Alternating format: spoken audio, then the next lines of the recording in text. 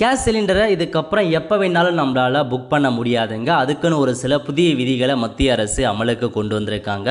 இதை பற்றி பார்க்குறதுக்கு முன்னாடி இதற்கு நம்ம பேஜை ஃபாலோ பண்ணலாம் அப்படின்னா மறக்காமல் ஃபாலோ பண்ணுங்க. ஓகே, அதாவது சமையல் எரிவாயு பார்த்தா பயன்படுத்துவீங்க. இப்போ நீங்கள் ஒரு சமையல் எரிவாயு பார்த்தா புக் பண்ணி வாங்கிட்டீங்க அப்படின்னா அதுக்கப்புறம் 15 நாள் கழிச்சு தான் இன்னொரு சமையல் சிலிண்டரை உங்களால் வாங்க முடியுங்க. அந்த ரூல்ஸ் இருந்துச்சு. பட் இப்போ என்ன சொல்லிட்டாங்க அப்படின்னா 21 நாட்கள் இடைவெளி இருக்கணும் அப்படின்ன மாதிரி ஒரு புதிய ரூல்ஸை கொண்டு வந்திருக்காங்க.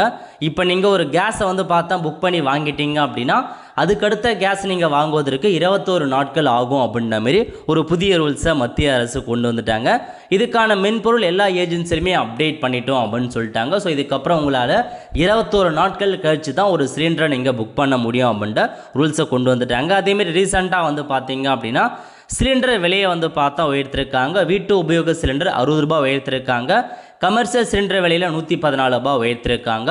ஸோ இதுதாங்க உங்களுக்கான இன்ஃபர்மேஷன். ஸோ நிறைய பேருக்கு இந்த வீடியோ ஷேர் பண்ணுங்கள். அடுத்த ஒரு நல்ல சந்திப்போம். நன்றி, வணக்கம்.